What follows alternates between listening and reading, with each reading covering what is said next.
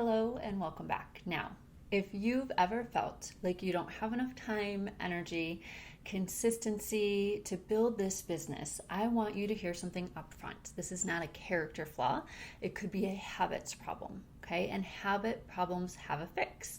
So most new IPOs don't fail because they lack ambition. They fail because they try to build a business on top of a foundation that's running on empty. Maybe they have poor sleep, no movement, no margin, no routine. Okay, so today we're building that foundation first because the business will only rise as high as the habits underneath it. So I want to just talk about this for a second when it comes to my own experience. I know when I tried to do everything all the ways that everybody else tells me to, I get very, run down, exhausted. I have nothing left to put into this business, into my family, into everything else that I'm trying to do. So when I am intentional about my routines and my habits, then things go a lot better. So we're going to talk about this a little bit today. So there's a reason that we need to worry about personal care before business building, because that way it can be much more successful. So here's a mindset shift that is worth sitting with. So taking care of yourself isn't separate from building your business. Okay, that's very important that you get that. It is building your business. You are the asset that this business runs on. So if you're depleted, then everything downstream, your follow-up, your energy on calls, your patience with your family, your ability to do the simple daily task is going to run on empty too. Okay, so before we talk about calendars and to-do lists, we're going to walk through the top 5 personal care habits that need to come first in this specific order, because each one makes the next one easier. Okay, looking at nourishment, movement, quiet time, personal growth, and sleep. Then we'll talk about time management, because time management without energy management just means that you're organized and exhausted. Okay, so let's get into these 5 foundational habits first. So number 1, eating to nourish your body. Now, this isn't about doing some specific type of diet. It's not about starving yourself or calorie counting or any of that. It's very simple. Asking yourself before you eat, is this, what I'm about to eat, feeding me or just filling me? That simple question is going to give you so much information. So small upgrades, little simple things like having more water throughout the day, electrolytes to make sure that you're hydrated, getting more real food in your diet, right? Less of the things that are going to leave you feeling sluggish and exhausted an hour after you eat them, right? So these small adjustments are going to start to compound quickly, okay? You cannot run a business on a body that is running on fumes, all right? You're not going to get as far. You're going to wear out very quickly. So just think before you go to eat something, is this feeding me or just filling me up temporarily? Okay, that simple question is going to make a huge amount of difference. And then we talk about movement, okay, number 2. So this doesn't mean that you have to have super intense, high, like a pro athlete type of exercise. You don't have to spend hours at the gym every day. It's more about consistency than it is about intensity, right? So even if you just do a 20-minute walk a day, or you do a home workout, or stretching before bed, or yoga, or maybe you like resistance training and you add that in, whatever is going to feel good for you, the goal here is that your body moves most days, okay? It doesn't have to be a perfect regimen, all right? Movement is one of the fastest ways to change your energy and your mood in the same day that you do it, okay? It has one of the quickest effects. And I find for myself, I can only spend, a small condensed amount of time sitting, working at a computer. I have to get up and I have to have movement breaks. I mean, we do this for kids all the time, but as an adult, we think it's okay to just sit still for 8 hours. And I don't know where we got that idea, but our bodies are made for movement. So getting some sort of movement every day is really important, okay? And you can build that. You can do it however feels best for you. And then the third habit is having some sort of quiet time. All right, this is meditation time, prayer, journaling. It doesn't matter exactly what it looks like as long as it's time where you are on your own, away from other people's energy. Okay, this is one of the habits that people will often cut first when life starts to get busy, right? They feel like, oh, having this quiet and this stillness is not as important as the action and the doing, but it is. It's crucial, and it's very important that you don't dismiss this habit. So it's usually one of the ones that you actually need the most.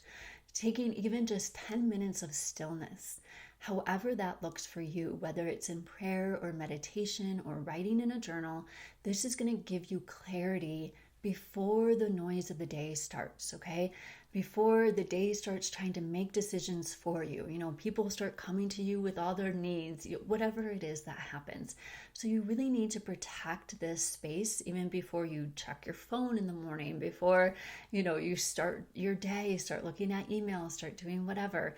I find even if we can just get up a couple minutes earlier so you can have a few minutes to yourself, it really sets you up in a very different place for the rest of your day. Okay. And then if you can take a couple, 5 minutes here and there during your day, just to pause, remove yourself from any excess unneeded energy and just recalibrate yourself. Okay. This is really important, and it's going to make everything else go a lot better. So the fourth habit is study and personal growth. So leaders are readers and leaders are learners. Okay. 15 to 20 minutes a day with a book, a training, or some content that is going to grow your thinking, not diminish it, keeps you developing the person who has to carry this business forward. Okay? You can't out-earn who you are. I want you to really sit with that idea for a second. So keep becoming someone bigger, someone more expansive, someone whose mind works in a much different way, okay, than the average person. So what you take in is crucial and very important. So taking these 15 to 20 minutes a day, again, it doesn't have to be all in one sitting. You can do 5 minutes here, 5 minutes there, 5 minutes there, whatever works for you in your schedule. But having some time reading books that are going to fulfill you and help you grow even more. This is really, really important. And if you're not really a huge reader, you can do audiobooks and you can do different audios, and just making sure that you're getting content that is helping you expand instead of keeping you stuck or even diminishing the way that you think. Okay. And then making sure to do that every single day. And then the next one is sleep. Okay, this is the fifth habit. Now, this one gets sacrificed so often, but it matters so much. You cannot out-hustle a sleep deficit, okay? It is going to catch up to you. Poor sleep is going to show up as maybe low motivation, short patience, you're a foggy brain, not able to fully focus exactly when you need clarity the most. Protecting your sleep is not about laziness, okay? It's strategy. This is really important. I know for me, I went through a time, and every once in a while I'll still creep up, where I was really having a hard time getting quality sleep. So I might fall asleep for 2 to 3 hours, and then I would be awake, wide awake for 3 hours. And then I would fall asleep right before the alarm is going to go off, right? So this broken, poor sleep where you just aren't getting enough good quality sleep has a huge effect on your effectiveness the next day, okay? And how you're going to treat everybody that you encounter. So I want to just briefly give you an example so that you see kind of what my routine looks like and how I'm able to fit everything in that I desire. So for me, I do get up earlier than I used to like. I've come to enjoy my mornings because I really put a lot of value into that quiet time to myself. For me, I like a little more time to myself. So I get up at 5. I like a slower start. And then I can, I have time to do my reading and my studying. I have time for, meditation and journaling and just a nice breakfast and coffee to myself, all before I dive into doing my work and before the family starts asking me for different things. Okay, so this is how I make sure that I get at least that hour in the morning to really set myself up before I start then doing my work and then helping the kids, because we also homeschool. So just a sample schedule of like a typical day for us, I would get up at 5. I would have at least until about 6 or so spending time doing these things. And then I would start doing some work until about 7. And then I help the kids for a couple of hours. And then I go back and do a little bit of work, and then finish up any other things for school, go to the gym, take the walk with the dog. Then we have, excuse me, afternoons. I have a pretty hard cutoff where, for me personally, I don't do work after a certain point in the day. So I protect that evening time with my family so that I make sure that I'm not, doing too much in the day, and I'm not compromising the relationships that are important to me. So just to give you a little bit of an idea of kind of how I am managed to fit all of these things in. So for you, looking at fitting all of this together and getting that time management. So once you start establishing these 5 really important personal habits and your energy is in place, right, then time management becomes a lot simpler, because you're not trying to squeeze new habits into an already exhausted day, right? So a few practical principles that might help is one, anchoring your non-negotiables first, okay? So block this personal care habits into your calendar before anything else gets added, okay? Maybe if you have a calendar that people can schedule directly onto, put blocks in there so that, you're taking this time for yourself and it's not negotiable. Okay, that doesn't make you lazy. That doesn't mean you're not willing to put in the hard work. This is really important as well. Okay, so treat them like appointments, not something extra that you get to do if there's time. Okay, batching your business activities. I think this is one of the most important things that we can do. So if, again, we set specific blocks for, prospecting conversations or follow-ups with people, and then for personal development, rather than just reacting to the day as it comes at you, this way you have, again, that specific time. So for me, like 6:30 to 7, I'm responding to messages, I'm setting up my content for the day, I'm doing, whatever that is. And I have those first things protected so that I know I get those important aspects done. Okay. And then again, protecting a margin for your family, what that looks like for you. So if you have a business that's built by neglecting the people that you're building it for, it's not actually sustainable. Okay, so schedule some sort of family time with the same seriousness as a business call, because it's really important that you maintain and, grow those relationships. That's why we're doing this, right? So, and then expect imperfect days, right? And then return to the routine. And don't worry about being guilty about it. So consistency is never about not missing a day ever. And it's not about perfection. It's about how quickly you come back to getting back into your routine after something happens, right? We're going to have those days. For example, for us last week, we had 2 swim meets during the week that took up tons of time. Everything was thrown off. The whole schedule was different.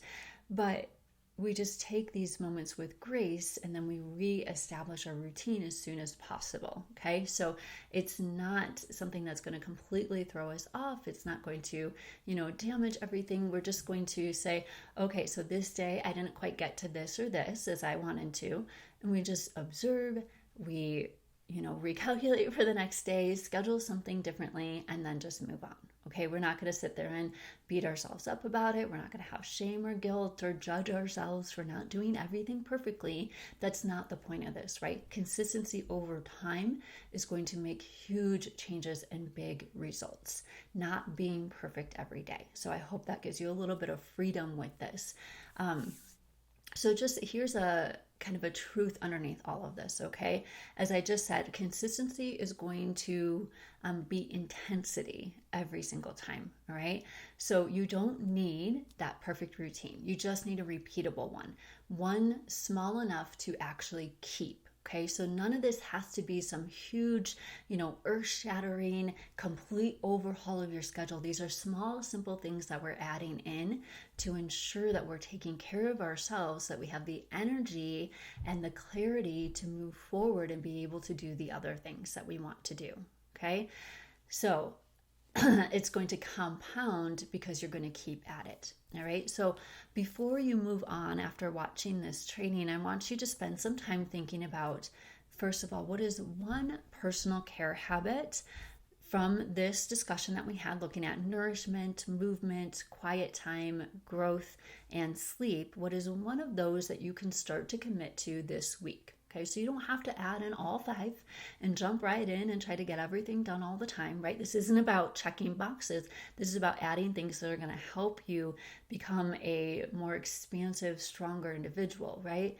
So the second thing I want you to do is to block your top 3 business activities, your income producing activities, into your calendar like real appointments, okay?